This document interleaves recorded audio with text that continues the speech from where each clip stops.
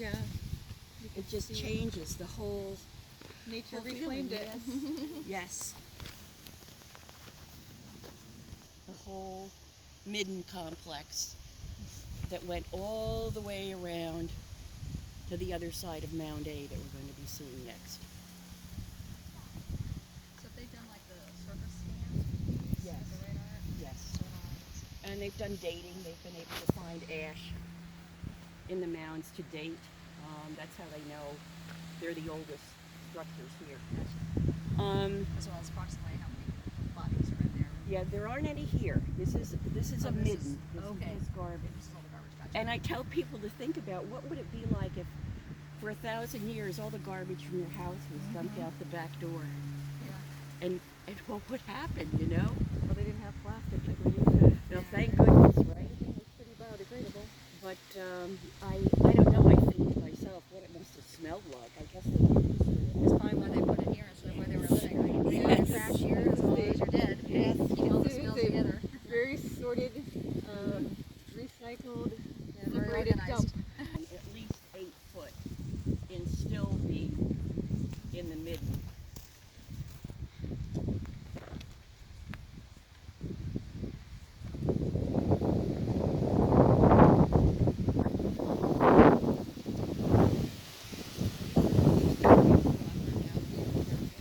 Oh, right?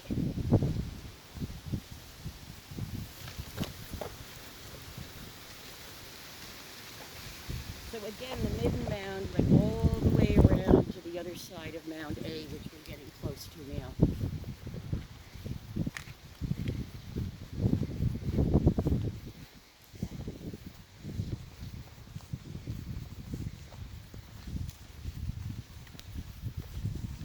You see a picture, there's always a picture of this mound. It is Mound A. And originally it was about 30 feet tall. And right now you're only looking at 1/3 of it. The other 2/3 were bulldozed down and used to fill in a lagoon that was over there, where the picnic table is over there. And a trailer park was built. So at this ceremonial mound, there was a ramp that went up around the mound, and we assume that, of course, the most important people were the ones that would go to the top of the mound. That's what happens historically with people. They also must have been great protection for flooding to be on. And again, there was no greenery on this mound. So imagine it bare, just oyster shells, and make it larger, at least 2 times larger. And it must have been quite a sight for somebody canoeing up the river on a sunny day like today to see this white mound. And it was very, very special. And that's what people came for, is for the ceremony.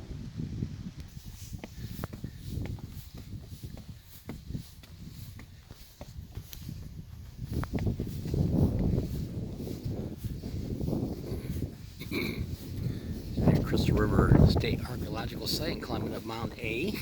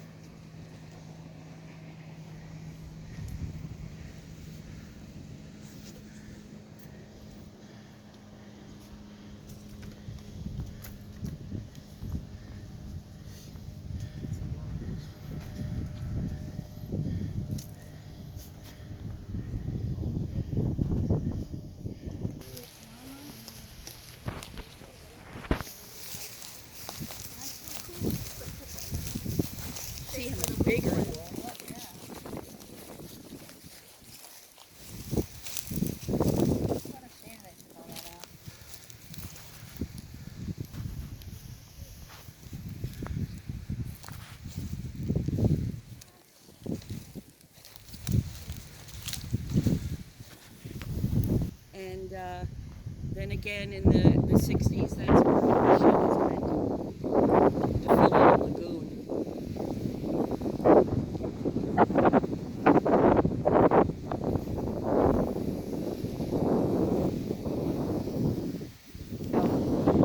The Native Americans in Florida was from the Spanish. These people did right. They really had no way of keeping track of their lives. So there are no records whatsoever from the Spanish and people here. But what we can do is compare perhaps with what some of the other people that were here were living like to get an idea. Whether artifacts and things like Yes. Yep.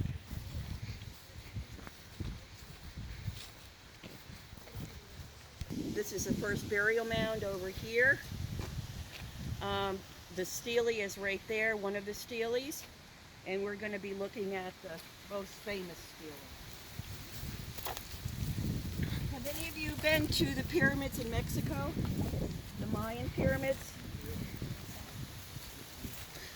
Lately, there's been a lot of, I think, false gossip of how similar these mounds are to the Mayan pyramids.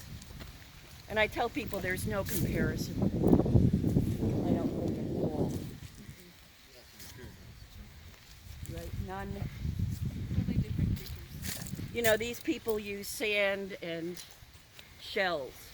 They didn't use a limestone because even the topography in the Yucatan Peninsula is very similar to this. It's all the same limestone formation, but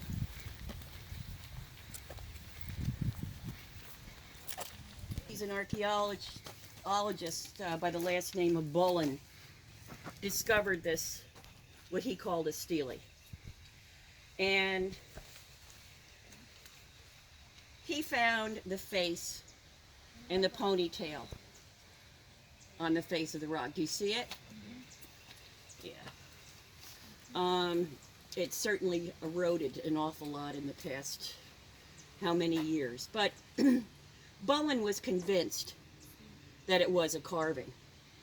And he did do some excavations underneath this and found that there were some ashes and there were some artifacts. And so he thought, you know, hey, there's a possibility this was some kind of ceremonial stone. We don't know that. But you can see, it's good today, you can see it.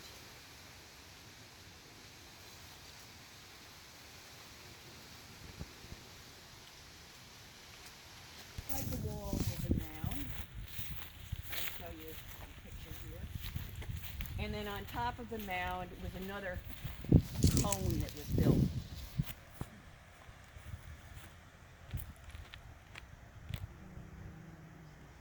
Moore, who, he wasn't an archaeologist, he was called an antiquarian. In the early 1900s, was on the lookout for burial goods. And he had his own private little steamship that he used to take up and down all the rivers and canals looking for mounds. And he found these mounds. And right away, he knew that if he was going to find any artifacts here, he would have to go to this mound because it's made of sand. It's much easier to bury bodies in sand than in those shells. So this is where he did a lot of his excavation. And sure enough, he found at the very top probably the most impressive burial that was here. And what made it so impressive was that there were artifacts of copper and quartz and mica. And those materials are not in Florida. So indication these people traded with people from the Ohio Valley. And that civilization is called the Hopewell. So for about 200 years, there was trading that went on between the people here. And that must have been almost a lifelong trip to go there, you know, and trade and hope that you'll be able to bring things back here. So what has been found in Ohio? Shells from here, mostly. Those people really, really liked the large conch shells. They were beautiful to them. So Moore was able to excavate 250 bodies here, and in that time period, there was no museum here. There was no way to curate the bones. So they were all sent to the Smithsonian in Washington. They were sent to the Peabody Museum at Harvard. And they also were sent to the Museum of the Native Americans in New York City. So we have nothing of that here. There might be some in Gainesville, but any of the bones are not here. So when the people did come for their burial ceremonies, the bodies had been treated before they were covered. You can imagine what it would be like. So many communities have what they call charnel houses, and it's where the dead were placed and they were literally smoked like food to dry them out so they'd be easier to transport. And there are, because you mentioned something about flooding, certainly there are bodies that are even over here that have been moved. And every time one of these huge trees falls over, you can see one up here, many times in the root system are bones and artifacts.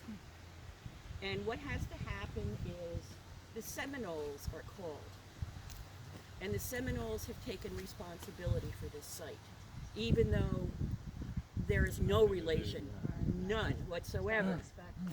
The Seminoles will come and help with reburials, which is a very nice thing for them to do. Actually bury them here then? Yes, Okay. yes, yep. Because I don't want to move them. No, no. This is, which is such a great thing. Here you'll see a ramp that comes up the front, and there is also a ramp in the back. So it's believed that performers, speakers would use the back to walk up on top of the mound. Mound A over there looked like in terms of its shape. Right now it looks just like a mound, but it did have these side sections to it also.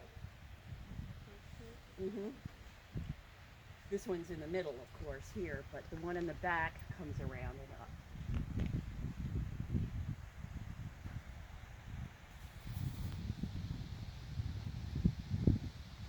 I believe that it was because these people here weren't as important. But we don't know if that's true or not.